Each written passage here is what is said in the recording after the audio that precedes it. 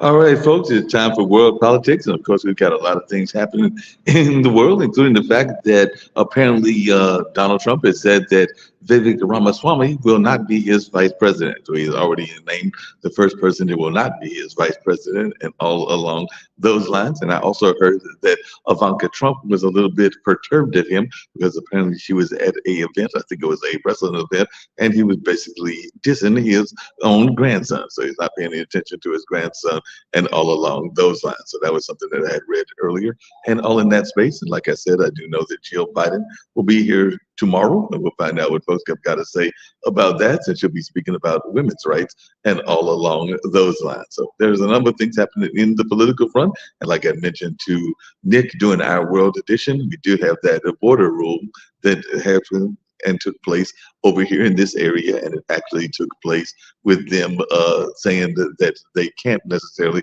send the migrants back at this particular point. At least that's what the Supreme Court has said in that particular case, but who knows how things may go elsewhere.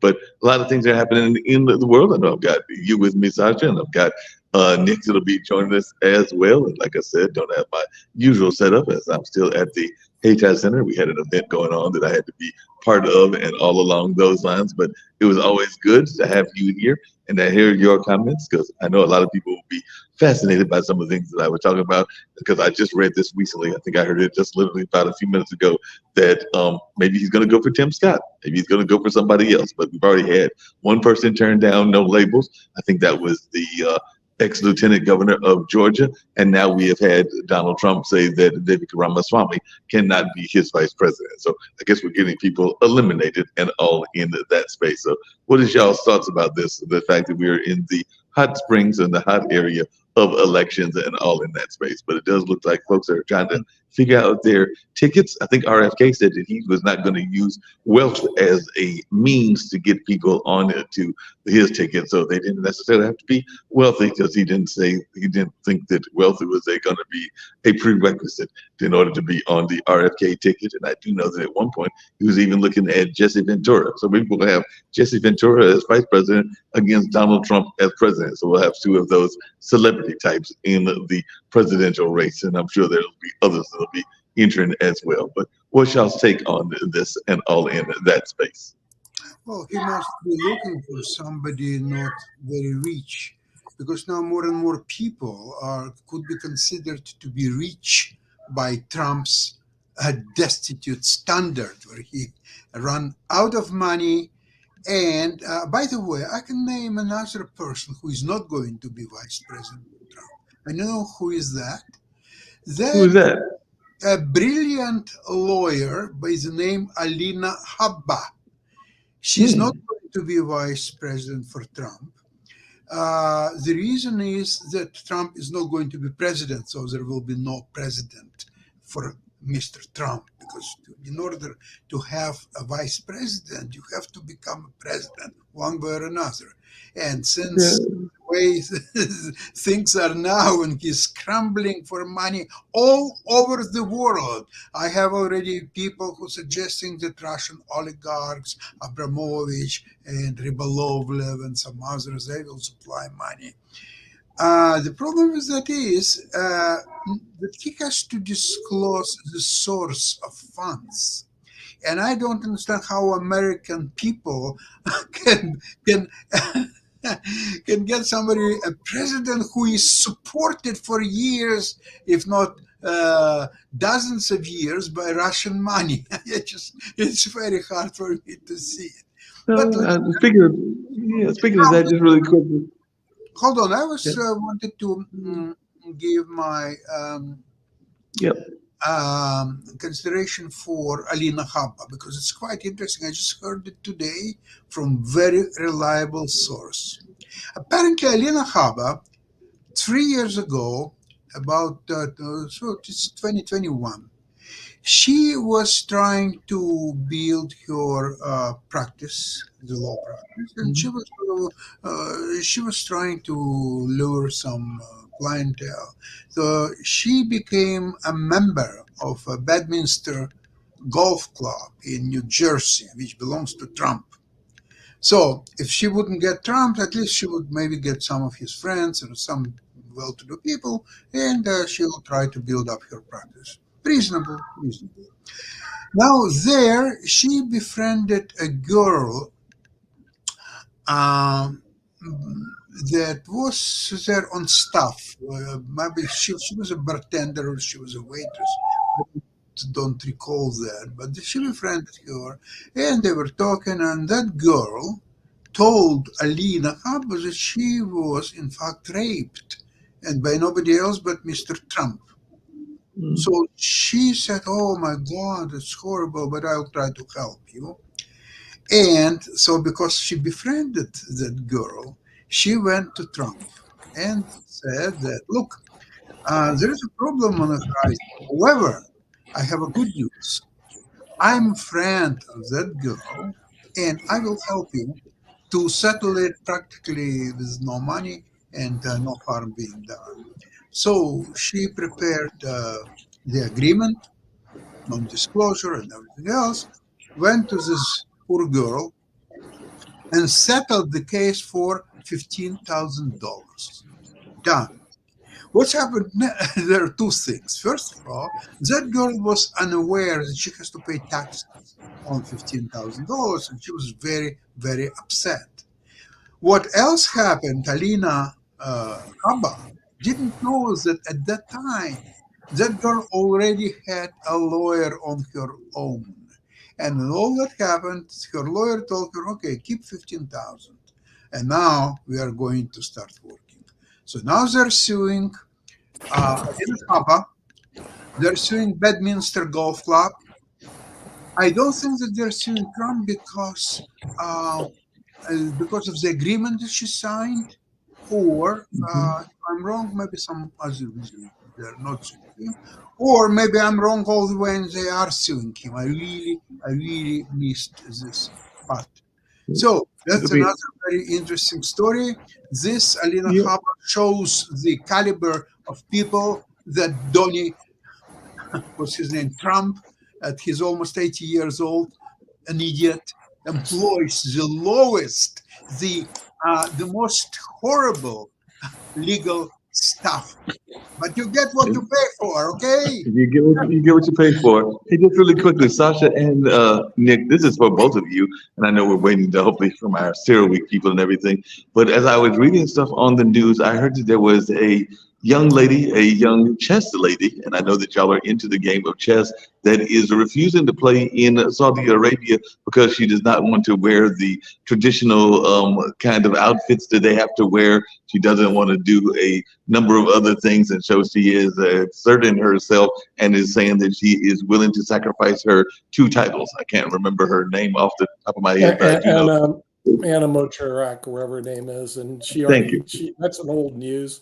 She actually declined several years ago, and she forfeited her title several years ago. She didn't want to wear the hijab. They require women to wear these head scarves, and she goes, "No mas, I'm not going to do it."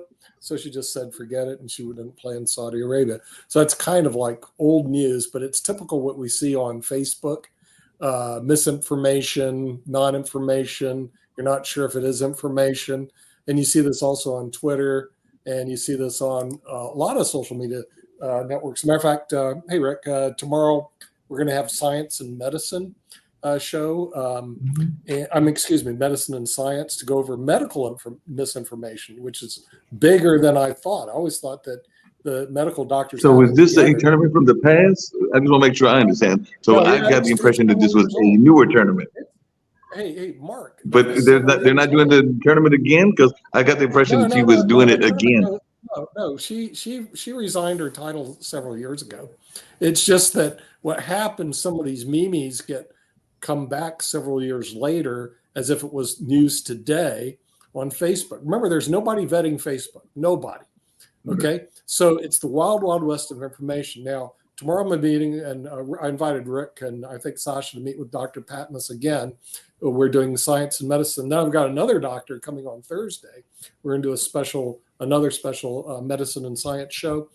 And what he's alerted me to, which I'm quite shocked, is the vast amount of misinformation in the medical area.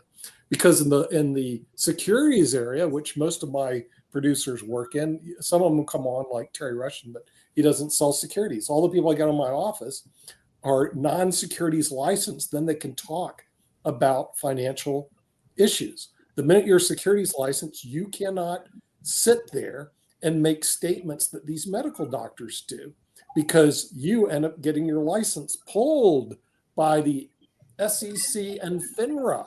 But in the medical profession, they're not policed as hard. Same with the legal. We're not as policed as much because we're considered to be self-regulatory.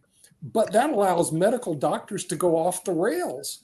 And what I'm John saying is, Oliver there are did a couple of them that are just like nuts. Yeah, Rick. John Oliver did a whole show a couple of weeks ago about the toothlessness of medical licensing boards, that the worst 2% of doctors are responsible for, I don't know, like 80% of all malpractice. Right. But they don't lose their jobs because the medical boards won't. See, in law and in securities, they have no problem pulling your license. In securities, they'll pull it faster than you can shake your head. And there's one guy who's going to the Supreme Court and was laughing on. By the way, I don't have any problem inviting him on our show. This is what I'm telling Patmos. Look, I don't mind getting these people's faces. I really don't, because I've done that for a living for 40 bloody years. I get right in their face. If a doctor wants to suddenly like go into cosmetic surgery because it pays a lot, he can do it. I know that, and has no experience in it. Well, this guy graduated from the medical school of Granada. Like, you're kidding me. Then he comes to the United States and becomes an expert in infectious diseases, and he isn't. And then he's mad because the federal government said, dude, remember, they didn't say I'm gonna pull your license. They didn't say that, but they say, please stop, putting this misinformation. So he sues the federal government for breach of speech, which he can do. He has the right to do that. And now it's in front of the Supreme Court, and the Supreme Court justice is going, dude, you don't get it. Just because it's not a one-way street that you get to talk and the government doesn't get to talk back to you. So, speaking of talking back, Sasha has a point. Nick, I would like to remind you an old joke by the late Jackie Mason. Remember, there is one joke about doctors. So he's talking about that there is a heart surgeon, and he's charging for operation, whatever he want to charge. He says $40,000. And what you want to say that, oh, it's too much, so just go to hell and die. So of course you'll pay $40,000 or whatever he wants to pay. Now, when there is doctor, for example, a speech therapist. So you go to speech therapist, and speech therapist charges you $14. And you say, it's too much, $14. So go hell out of here. So that's the difference, depends on the area where you practice. Now, the reason is that it's so much easier and more often the security people are being charged than doctors, because security law, all what you need is to lose some money. So you lost some money, you go and you sue. Now in medicine, you're losing, you're just dying, and therefore you cannot sue because you're dead.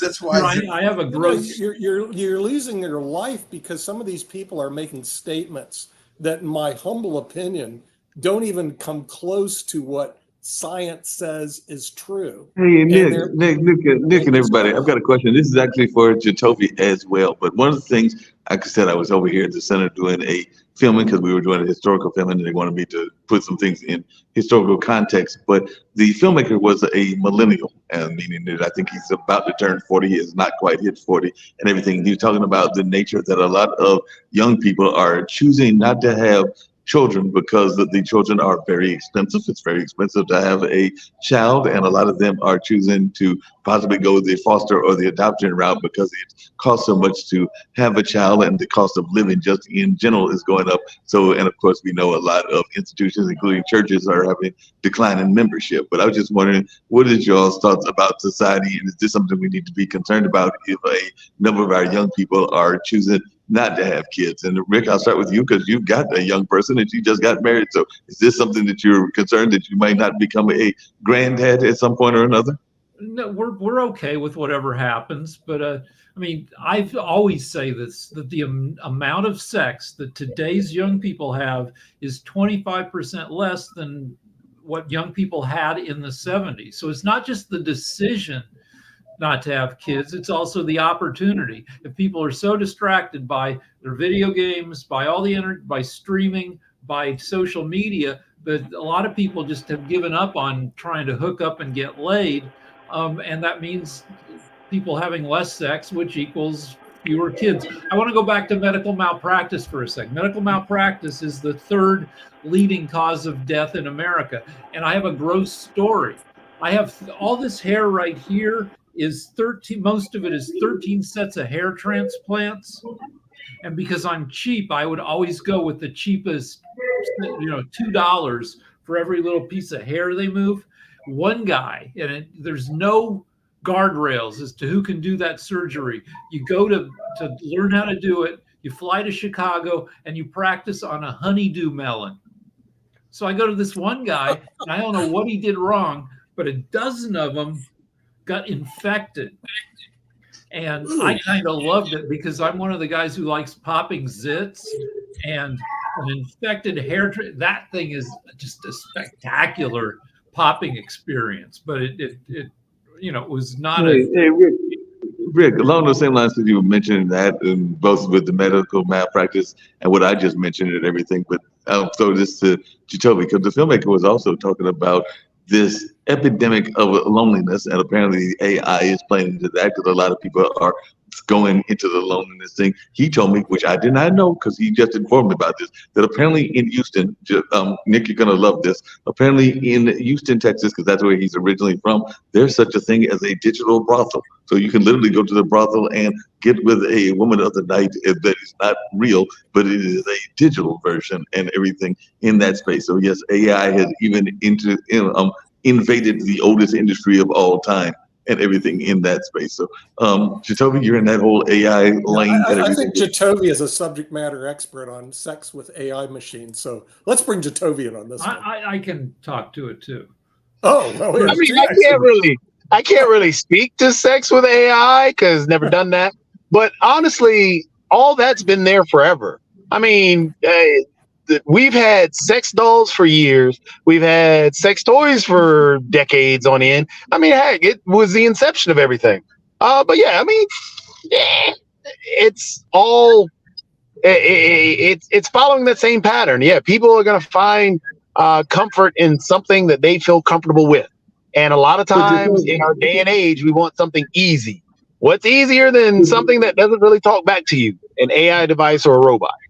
Good point. But along the same lines of thing, what do you think about it as a business opportunity? Because when he told me that there was such thing as a digital brothel, I'm going like, wait a minute, the old-fashioned Western brothel was probably bad enough, but now there's a digital version. So is this a new business that we're going to see around the country? The field it's not a new thing. But the field is changing too fast to make it a stable business. You're just it's uninvestable at this point. It hasn't settled down. I don't know if it ever will, but I started looking at naked women at AI about 8 months ago. A, because I like looking at naked, and B, because the changes are happening really fast and they're interesting to track. When I started looking, AI didn't understand how underwear works. There was all this odd underwear that wouldn't really, just like patches of lace here and there, that wouldn't stay on an actual person because it just wasn't physically possible. And the hands had too many fingers. And then after a couple of months, all the naked women looked like AI. I mean, looked like anime. They had that anime look. And then a couple months later, all of a sudden, like grandma porn had like saturated the space. And the last time I looked, a lot of this had been replaced with build your own girlfriend. Wow. I mean, if you think about it, all that stuff has been there for years. Again, prostitution is one of the oldest, if not the oldest business. Sex toys have been around since prostitution, which is even before prostitution. I mean, it's just all there. I mean, heck, and Rick is right. That industry, just like every other industry, is changing rapidly due to AI and technology. I mean, you can. Maybe we should have internet was pushed.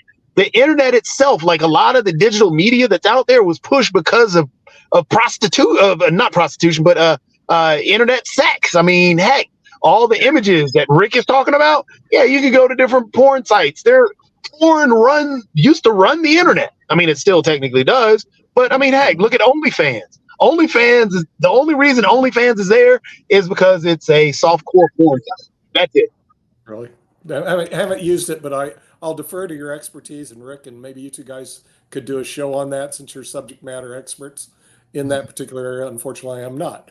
But it could be. Speaking of subject matter, I was going to bring another issue up that I brought up earlier in the news show, and I didn't get a chance to really get to it and everything. But well, two issues that we didn't get to, and both of them are political in nature. But what is our thoughts around the immigration law that the Supreme Court just recently passed? So apparently they cannot deport the people back to Mexico, at least not as of now. That doesn't mean it won't change later and everything. But right now there is a hold on those deportations, if I am understanding the Supreme Court correctly. So what is our take on that one? Well, today, 7-2, I think, or 6-3, the Supreme Court said that there was a hold on Texas having its own law. And the Supreme Court said, no, go ahead for right now, Texas, go ahead and just enforce your own state law across the border. So the conservatives said, yeah, Texas, do what you want, at least temporarily, right? See, my thinking is we need to really revamp our immigration laws and our immigration policies and allow for wealthy, talented individuals to come in the country and poor, non-talented individuals to stay home until they become wealthy and talented, unless we have one exception. You want to live in Jatovi's house. Then if you live in Jatovi's house, you're welcome. But other than that, forget it. You're not welcome. Actually, Jatovi will take all the immigrants. Immigration all the is poor people. federal. You can line up at his house. He can go there. But let me tell you, the rest of America, we're broke. We don't have no money for you. Goodbye. Have a good day. Yes, Sasha. In Canada, it's a federal issue, the immigration. So you have to, in order to, legally come to Canada, immigrant, you have to go through a list of questions about your age, education, work experience, and English language skills, and so on and on and on. It's quite a lengthy process, but okay. Let's see if you're satisfied to all these requirements, then you can choose a province where you want to go. And each province has its own set of criteria that would allow people to come in, and they're quite different. Quebec has a very, very different, because of the language primarily, but not only language. And Alberta has difference, and I think the easiest probably would be probably Manitoba or Saskatchewan. Probably those will be the easiest to come, and especially if you want to be living on a farm and do some farm work or so on, that will be fairly easy. Although I must say it's quite cold in this. I was going to say it's quite cold over there, Sasha, from what I remember hearing about it and everything. Look, I don't have any problems with the bleeding heart liberals that are listening to this program that say, oh, but I want to have men. I don't care if they're poor. No problem. You can go ahead and sign your name on a registry, and then we'll accept the poor people to move into your house. I don't have any problem with that. But for everybody else that does have a problem, which is the vast majority of Americans, you get in if you're talented, you're rich, you're willing to work hard. But if you're a single mom with a kid and you're poor and you're busted and you don't work, then Jatovi has a list of people, including himself. He'll be more than happy to take you in, and we'll solve all of our bleeding hearts. Liberals. But hold on a second. I'll accept that. Based on that, so I have no problem with my heart bleeding for them as long as you go to Jatovi's house. So based on that, wait, Fox you want to News wants us constantly to be freaking out about the immigration situation. But if you compare us to Europe, we have the population of 5.5 European countries. And Europe is right up against the Mediterranean and Africa and a lot of Muslim countries. And so there's freaking out in Europe about getting a lot of Muslims if you want to freak out about that. We've got 5.5 times the population of England. And I think of us as like a a modern NFL lineman, 6'8", 350 pounds, and the immigrants are like a 1930s football player, 175 pounds. They could throw themselves against us, but we're a big country, and they're not going to, disrupt as much stuff as as immigrants might in a smaller European country. We're a huge freaking country. So the issue is that truthfully we are a nation of immigrants. And Nick just said about having you can only be rich to come here. That takes away everything that this country was built on. Then on top of that,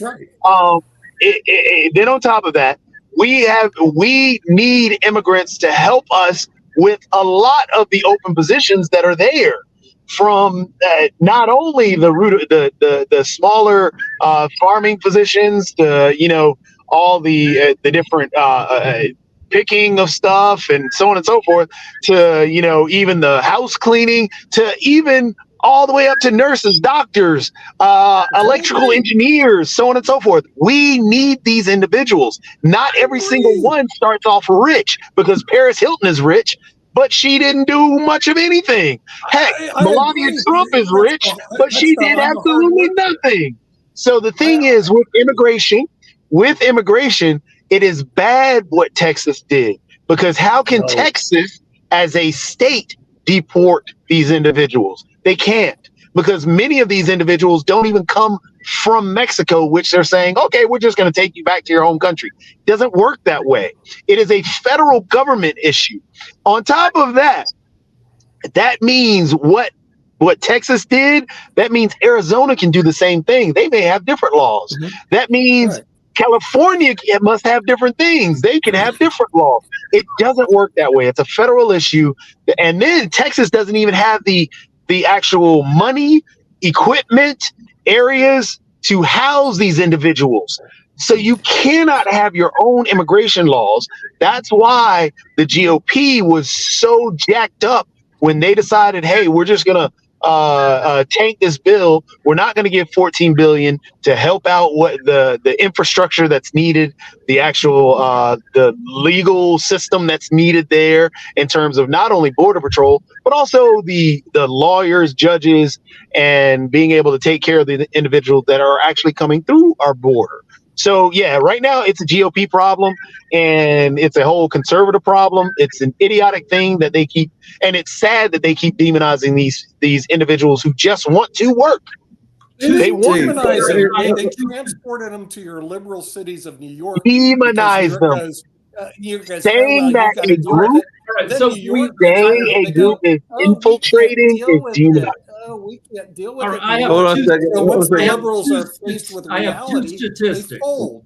Yeah, Rick's got a question. 120 years ago, 120 years ago, 1 American in 7 wasn't born here. Today, one American in 7 wasn't born here. It's not like things are that much different than they've ever been. And here's another statistic. Sorry, I was just going to say the other statistic is the fact that immigrants have a lower crime rate than natural-born citizens. So therefore, demonizing them, calling them thugs, drug dealers, all this other stuff is horrible. All you're doing is creating more crime by doing so. I'm not demonizing them. Like I said, I like certain types of immigrants. You have money, you have talent, you have hard work. If you don't fit in those categories, stay where you're at. Hey, Nick, I got a quick question for you. Hold on a second. Nick, I got a quick question for you. I got a quick question for you, Nick, and that is, you live near a golf course and everything. How many immigrants are actually working on that golf course? Because I'm thinking that a lot of the groundskeepers, a lot of the people that are actually doing the labor work in the ground courses and everything are probably of Latin American descent. Am I wrong in thinking that? I'm Latin American. My ancestor was the King Fernando III of Castile and Leon. So I am Spanish royalty, dude. Direct descendant. I have no problem with my subjects coming here and working. I've never had a problem with that. But the thing is, what I don't want is my subjects to come here and not work. Okay, if they're not willing to work, then they just stay home. Sorry, Americans sorry, Charlie. are making, or you can go to Jatovi's house. I don't. Americans Most are of, making. most of them are working. That is the point. Hold on. I don't have a Americans- problem with that. Yeah, Americans are making less than 80% of the babies we have to keep a steady population. The only reason the population isn't shrinking is immigration. Yeah, so what? Yeah, the only thing they help out is Social Security. And like I said, Jatovy and I agree. I If they're agree. hardworking immigrants, the welcome mat is there. If they're rich immigrants, the welcome mat is there. If they're talented engineers, the welcome mat is there. Immigrants If they're there to are get hard they're working. wanting a free ride, they're welcome also at Jatovy's house. No one is. There are more natural born American citizens wanting a free ride than any population of the immigrants that are trying to come here. Yeah, when so you look what? at the- I'm not for the free ride, except for me. You got to understand, it's a very selfish attitude. It's I all don't- about I Nick. don't think like- It's what all it about Nick. takes- what No, it but hold on a takes- second. Yeah, Hold on a second. Just one let me second. say a Just thing. really quickly, because Let me- the other thing I was let me getting ready to say a bring up. thing. Let me say a thing. What it takes to get to America, to the southern border, is biases towards people who have a ton of gumption to travel 1,500, 2,000, 2,500 miles to get robbed and raped on the way. You have to really want to get here, which likely means once you get here, you're going to want to work your ass off to stay Yeah. here. And like I said, I have no problem with that. That's one reason we just need to get our immigration system set correctly. If somebody said, look, I'm willing to work my butt off, and by the way, here's 10 grand, I was going to give it to the coyote, I'm going to give it to you to come in. The welcome mat is up. If they say, hey, I'm here, I'm a single mom with a kid, and I got like 20 other kids, and we're just here to kind of like hang out, then no, you got to stay at your own place. Go fix your own solution. We're not interested. Okay. We have plenty of poor people here. We don't need any more But poor people. hey, Nick, since this is world politics, Nick, hold on a You second. take care of our own first, baby, and you need to go back to your own country. So we have to have an immigration that makes America great again. And then the bleeding But speaking of which, I did see your hand, Jatovy, and everything. But Nick, hold on just one second. Bleeding heart liberals. Yeah, Nick, hold on just one second, because one of the things that I heard earlier today, and then I want to hear from Jatovy as well. But one of the things I heard earlier today was the head of the Border Patrol. The head of the Border Patrol actually said that he was frustrated with the Biden-Harris administration because he had not heard from them during the time that he had been in office. But he also added that he was not happy with the Republicans either. So he was saying that this is an issue that neither party is getting right. So is he correct? Because he was laying the blame on both parties. He was saying he hadn't been contacted by the But He's right, Mark. That's the reason I'm giving you a common sense approach. This is common sense. And then when people say, oh no, my hearts are bleeding for all the poor people, then they can open up their doors. We'll send them over to their place. So Jatovy will put his name first on the list. I'm taking the poor and the people that don't want to work. And then anybody else wants to sign up on that list, go ahead. But again, and we'll be more than happy to send those people over to you. You keep saying that these individuals don't want to work. You have absolutely no data. You have no data to prove that they don't want to work. No, I don't want any data. I just want them when they come to the border, we interview them. But you don't give them. So Nick, again, so you're not giving them an opportunity to actually work. So all you're saying is they don't want to work, and you're not giving them an opportunity. So basically, you're creating the failure in your own argument. No. I have plenty of time to give them an opportunity. But when they decide, hey, I'm not going to work, I want to apply for our welfare system. Nick, I just asked. I just told you, you have no data that they do not want to work. If you have no data that they do not want to work, I don't really care.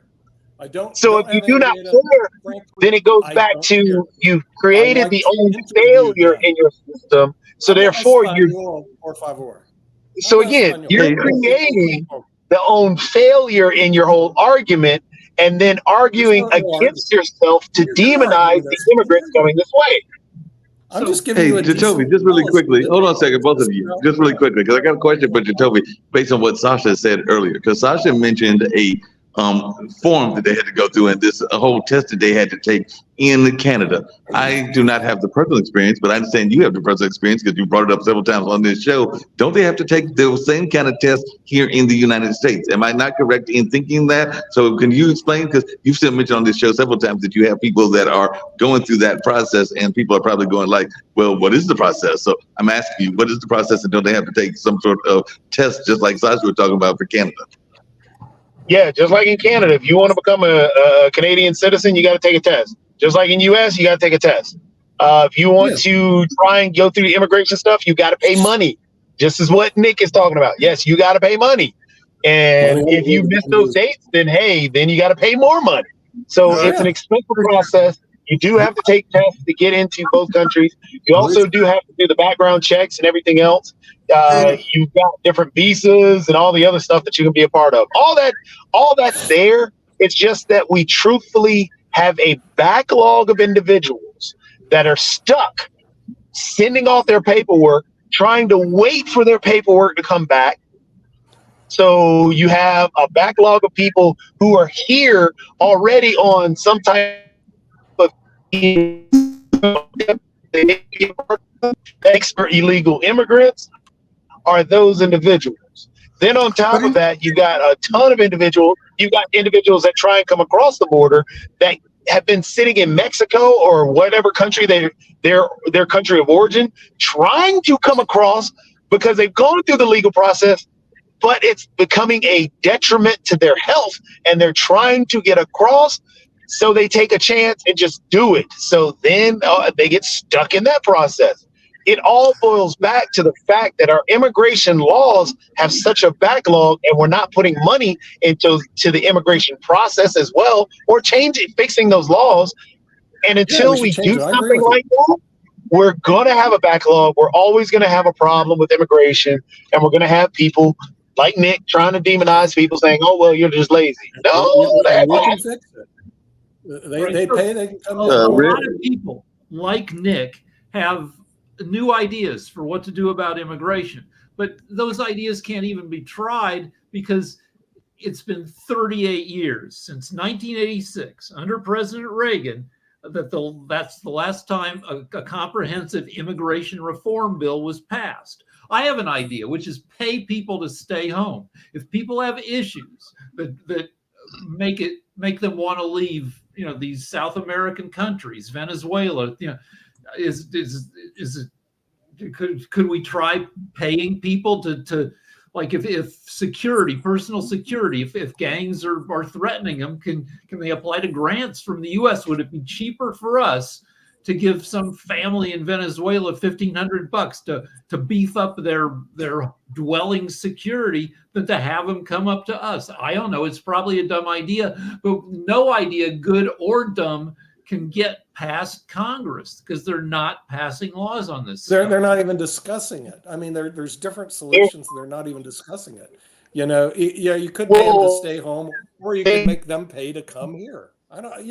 This isn't rocket science. And all these illegals out there, make them legal. Have them pay $10 grand and make them legal. Collect money. Make them pay $10 grand. We keep saying that Congress isn't discussing it. It got discussed. There was a deal. There was a plan to actually change this stuff. Who tanked it? Donald Trump. Who controls the House floor right now? Mike Johnson, the head.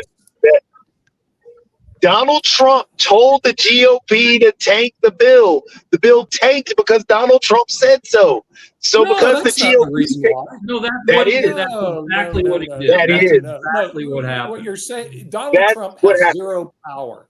What's happening is what you're Donald saying. Trump runs the Republican Party. No, my friend. What you're saying is there's a bunch of wimps in Congress. You need to call it as it is. There's a bunch of Republican wimps in Congress. That's right. There are a bunch of Republican wimps.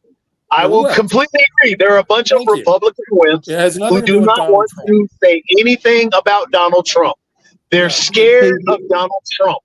Donald Trump No, wants it as a political talking point, and so they take the bill so they can have a political talking point. Hey, if Donald It has nothing to do with it. Is all hold on a second. on Donald Hold on a Trump. second.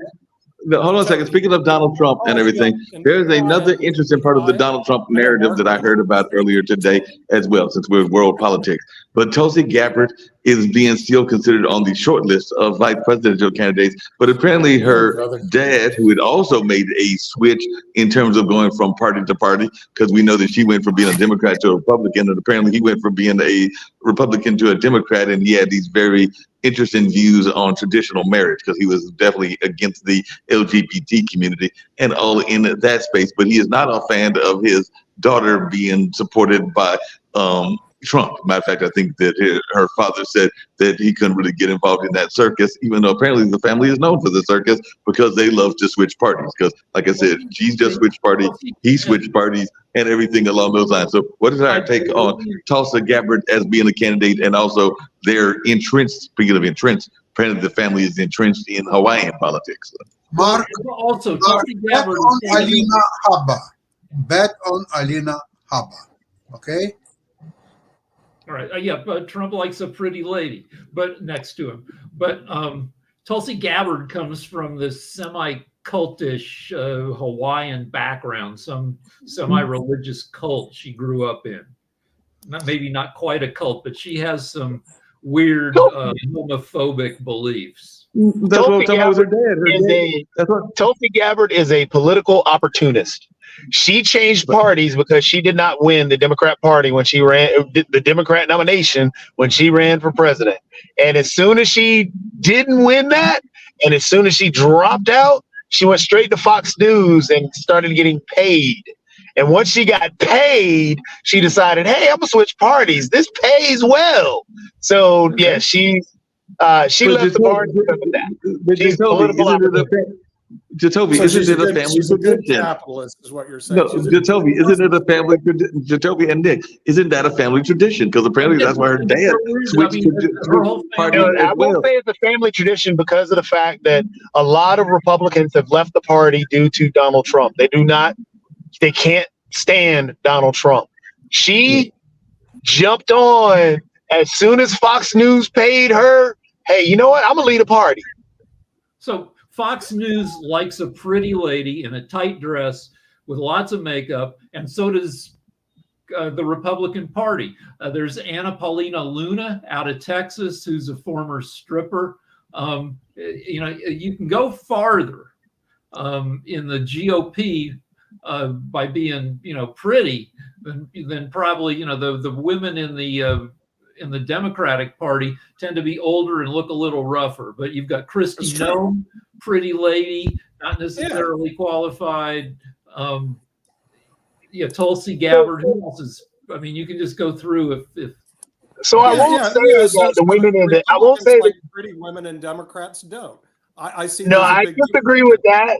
I disagree that ugly, incompetent women. I disagree with that. Republicans pretty competent women. I don't see a problem with that. No, I disagree. I disagree with the fact on Democrat and pretty. I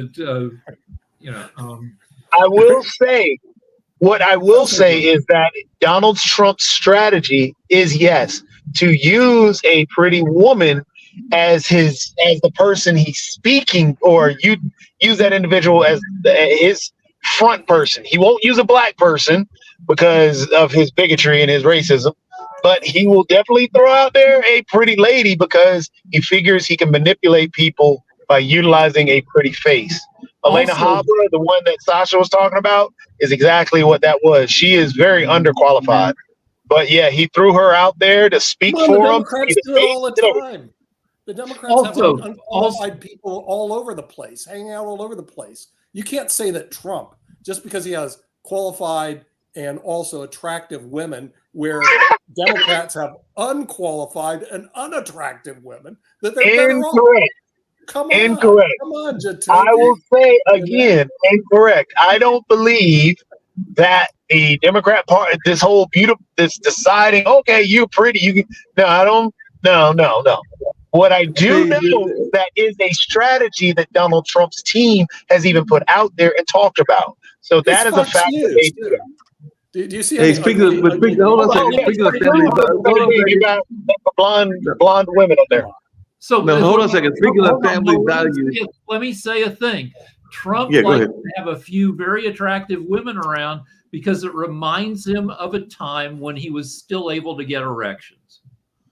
but Rick, along those same lines, hold on a second, because the Republican Party always talks about family values, and I mentioned Tulsi Gabbard's father that apparently had ran against homosexuality and traditional marriage, but apparently Trump got in trouble with his own daughter because there was an incident, I think it was at a UFC match, where he literally ignored his own grandson. So that's another meme that's going out there and everything, because apparently he just kind of like went past him in order to get to the B celebrities that might help his campaign and everything. So what is our take on that? Because apparently he did that also. So he ignored his own family, even though they're running on family values. Yeah, so what? I mean, the thing is, he's there to do business. He's not. It's not Christmas time. And he's sitting there wanting to have grandchildren sit on his lap. I don't see a problem with it. I see a problem with the left that brings stuff up like this because they have nothing else to grab a hold except this one, which I think is a big deal. Trump has a $500 million problem. That's a real problem. The party of family values has the man at the top of the ticket who said that he would sleep with his daughter. Fake news is what I say. The deal is we have Trump fatigue. Trump has done enough heinous stuff that it all just kind of gets rolled into a big ball, and like presidents used to get disqualified for teeny things. Jimmy Carter, America made fun of him because he got bitten by a rabbit. America made fun of him because he did a 5K road running race, had to drop out because of hemorrhoids. That he told America that they should turn down the thermostat to save energy in the winter and put on a sweater. And those things like that. And then Reagan came in and said, the hell with that. We're going to have SUVs, big, it's morning in America. The little foibles used to disqualify candidates, but now it's such an avalanche of all this stuff, especially with Trump, that any one thing he does that's obnoxious just doesn't, we have no more room in our brains. That's because the Republicans believe in a kinder, gentler nation, unlike the Democrats, who all they want to do is punish people all the time for any little indiscretion. So the Democrats are the party of punishment, and the Republicans are the party of Hey, Nick. Speaking of punishment, really quickly. Speaking of punishment, I got to jump off and get to our other show and everything, but y'all can end because I know Nick can end everything. But really quickly, speaking of punishment and everything, Nick, how much do we think that we should get involved in other people's business? Because I know that a lot of people are concerned about, I think we said it was Gambia, this African nation that has decided that they are going to try to curtail the practice of female genital mutilation and all along those lines. But there are folks that are saying that that is a tradition within a certain culture. I think it's the Muslim culture and everything. So should we be trying to dictate, and are we going to support what the government is doing, or should we even pay attention to that? Because they are saying that it is a concern as well. We get involved in other people's business when it benefits us. Very easy. So speaking of getting involved in other people's business, I'm looking at an amendment submitted by Republicans in Missouri that says if you've ever had an abortion, you should never be able for your entire life to get Medicaid. So that seems pretty punitive and Republican to me, and also getting in other people's business. Yeah. Well, that's fair enough. I mean, the thing is, remember, Medicaid is a government subsidy, and so that if you kill somebody, rather than being convicted, who's killing somebody? What they did, rather than killing somebody and being convicted murder, you're just trying to get us to yell at each other. I don't see a problem with that. Yeah, who's killing somebody though? Nick? Seems like a very reasonable approach. Nick, who's killing somebody? The person who's killing somebody? The person who had an illegal abortion, my friend. And abortion. Hold on, Nick. Here's your question, Nick. Now let's do this. Let's do this the right way. Let's do this the right way. Let's do this the right way. I don't care about your study because I'm about to prove you wrong again. Now, is every when you try and have a child, right? When you try and have a child, does every pregnancy come to term? Here's the study. Read the study. I'm asking you a question, Nick. You can even read the study. Does every fertilized egg become a child? Those are simple questions. The answer is no, counselor. So thank you. So wait, counsel. Let me finish. Let me finish asking the witness. So now we don't have guaranteed life. So you're taking life on a chance. So the woman who is actually having the child or wanting to have the child, is that woman alive? Yes.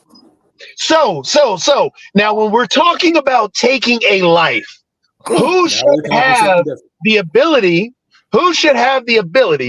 to make a decision about a life? Should it be the individual who is alive or the potential individual?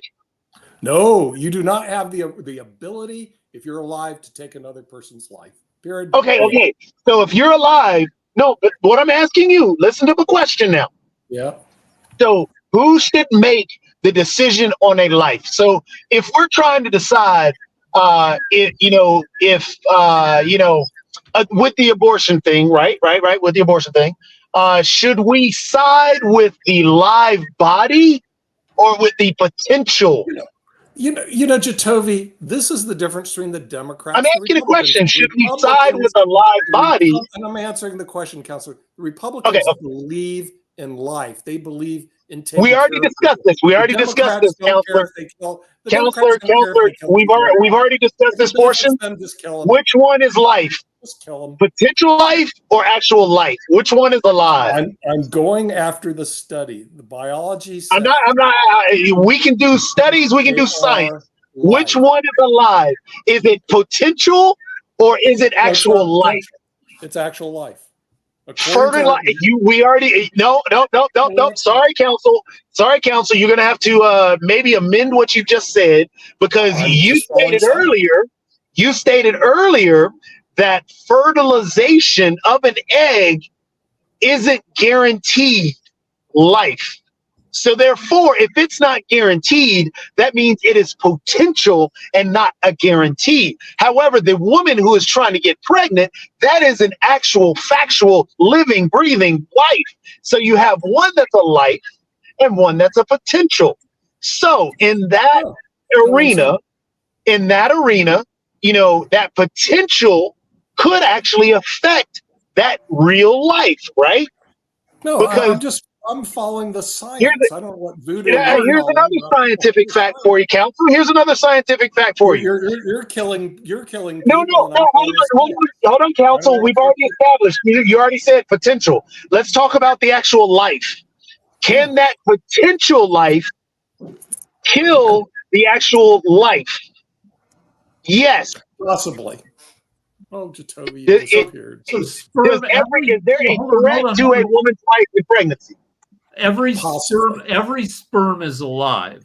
I've killed several potential babies. Lots of life. That's true. Rick Rausner is guilty of killing lots of life. However, the consensus on when life begins is when the sperm fertilizes the egg. But the consensus we already stated. No, Nick, don't even do that, because you already agreed. You've already agreed, counsel, that not every fertilized egg becomes a child. You've already agreed that not every fertilized egg becomes a child. This is when life begins. That means that's not life. Even in the Bible, the Bible talks about a birthday. It doesn't even talk about a conception day. The Bible talks about a birthday. You and Donald Trump are putting the Bible in my face. Please, I'm just pointing out the facts here. And then when we talk about, again, life, we said one is potential and one is actually living. The woman is living. The fertilized egg is potential. So if we're going to point out the fact that, yes, it is potential. Unless you can prove that every fertilized egg, becomes a child, and that stillbirths are fake news, and that babies do not die. According to science, it is according to science. Yes. Okay. And if you want to disavow science, go ahead. All right. So Every you're like every Republican. every embryo is a that's viable and actually hasn't been aborted spontaneously by miscarriage is alive in the womb. But over the past 2,000 years, there has often been a consensus as to when that life counts as having a soul. And for much of history, it's been when you can feel the baby moving in the womb, the quickening. And that's according to the church.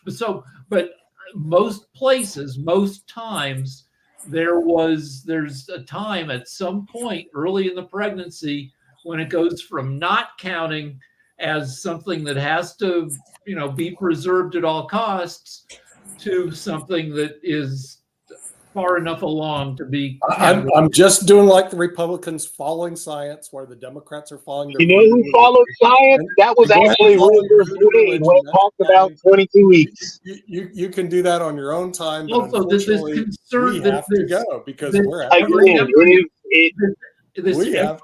embryo counts thing is a recent thing from the past, 70 years, when the Republicans started figuring out if we make abortion a big deal, we can use it as a political force. Oh, it is a force. Anyway, we'll have to force our way out of here. We'll see you next time on World Politics. Force that baby out of the womb, Jacoby. That's what you need to do. We'll see you.